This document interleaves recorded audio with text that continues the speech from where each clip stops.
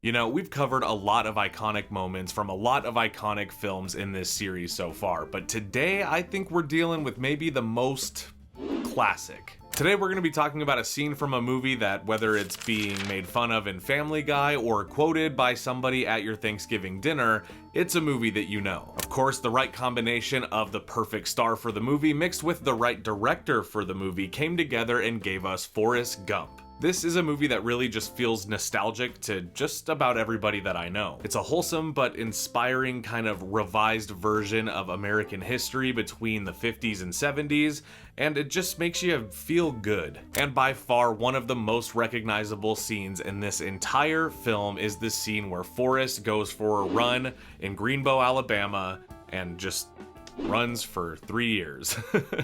I had run for 3 years, 2 months, 14 days and 16 hours. This scene is iconic for so many reasons, both the way the audience saw it when it was presented on film, but also the making of it. Just like many of the scenes and movies that we've covered on this show, this scene almost wasn't in the movie. In fact, they almost didn't get to shoot it. And we are definitely going to talk about all of that and so much more and really figure out why we love this scene so much. I'm Kier with JoBlo Originals, and you're watching Scene Breakdown.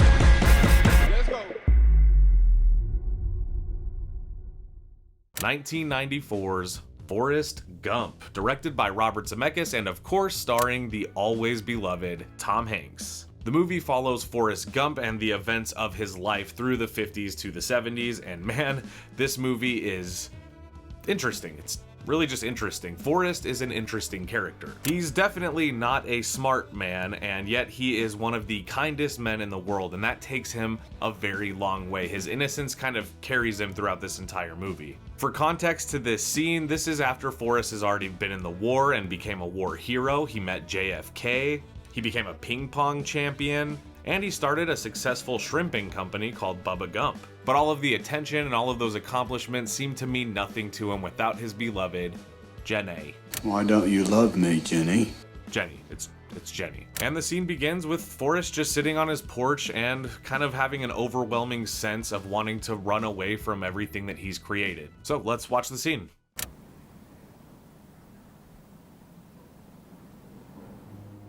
Okay, I know it's soon, but I have to pause it automatically. What a way to open this shot with those Nike Cortezes. That is such an iconic shoe. I mean, those shoes probably would have been iconic on their own, but with the help of this movie, I mean, everybody loves the Forrest Gump Cortezes. But also, you see the Bubba Gump hat that he has that's from the shrimping company that he started with his pal from the military. Rest in peace, Bubba. But actually, after the success of this film, there is a real Bubba Gump shrimp restaurant, and there's actually, I think, 33 locations across the country or something like that. So what I need from you guys is to definitely comment down below if you have been to that restaurant. And also, how is it? Bubba Gump Shrimp. It's a household name. So Robert Zemeckis actually said, I think it was on the director's commentary for this movie, that the town of Greenbow, Alabama, which is a fictional town, he modeled it after a series of Norman Rockwell paintings, which you can definitely tell, like as he runs throughout the first part of this scene, you could see those influences for sure. Maybe I just run across the great state of Alabama. That's what I did. The great state of Alabama.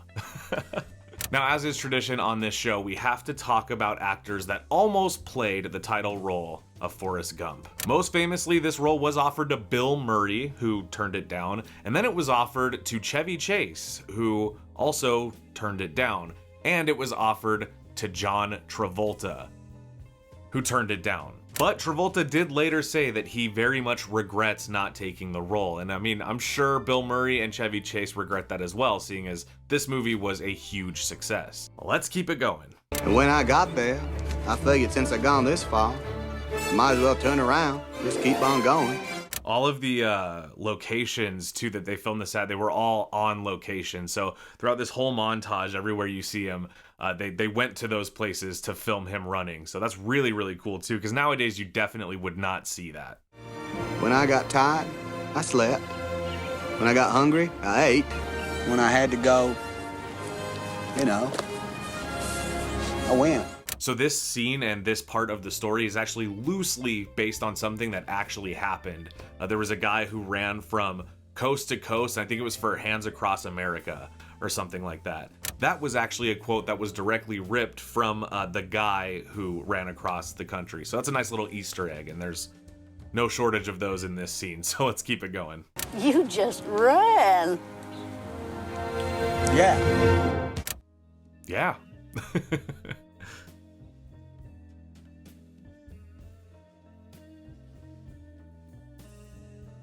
So Robert Zemeckis is kind of famously known for kind of having on-the-nose needle drops, and this movie is kind of the best example of that. I can't imagine how much the soundtrack must have cost, but it is really good. I actually like the needle drops, and for this scene, they're very specific to the scene, but it works. There's two of them, and I like them both. But most of all, I thought about Jenny. I thought about her a lot. Jenny. I thought about Jenny.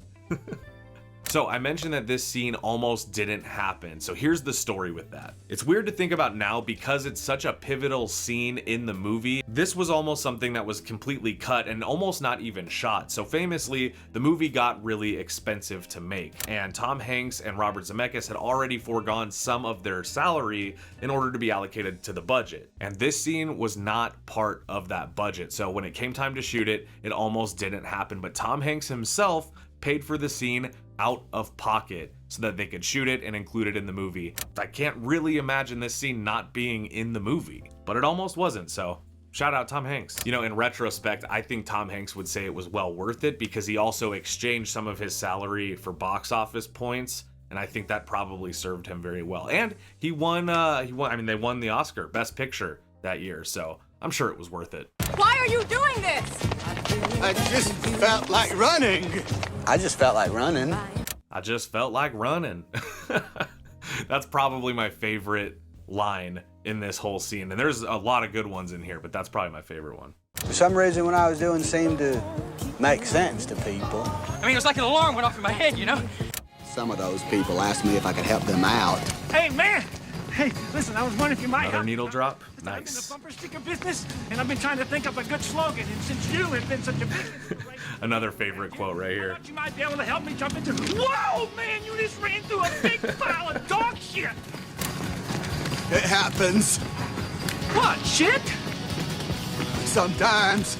So the shit happens bumper sticker, obviously if you were alive during that time, you remember it. I still see them all the time. So very popular, had a huge staying power.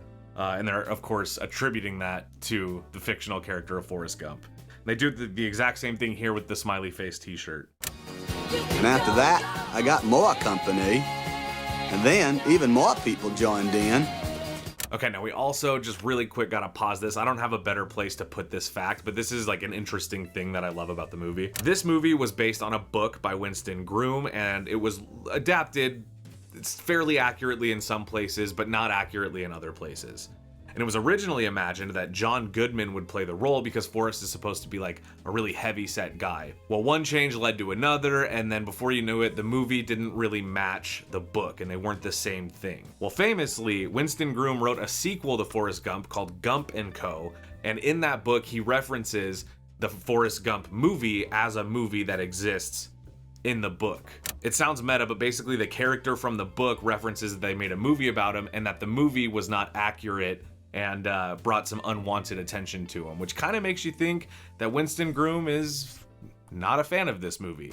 And just like that, my running days was over. And there it is, folks. That is the scene. I love this scene. It's just so cozy, even isolated from the rest of the movie. It's just so well shot. I love the music. I just love this. Now, Tom Hanks's accent in this movie is amazing. He was very hesitant to use such a thick accent, but Zemeckis encouraged him to really commit to it and really go out there because it's emphasized so heavily in the book that Forrest's accent is that thick. So I think it works out. It's iconic. Everybody does those Forrest Gump impressions, and a lot of these lines kind of wouldn't sound as cool if it wasn't for that. I'm pretty tired. Think I'll go home now. Well guys, this was a movie and a scene within that movie that was up against all odds, just like the main character of the movie. So if you ask me, it was a recipe for what could have been a disaster and became one of the greatest scenes in cinema history. Thank you guys so much for watching this episode of Scene Breakdown, and if you liked it, please make sure you drop a like on the video. Also subscribe and share this video with your friends who like this sort of content. As well, get in the comment section and let me know what other iconic movie scenes you want to see me break down on the show. Take care everybody, bye.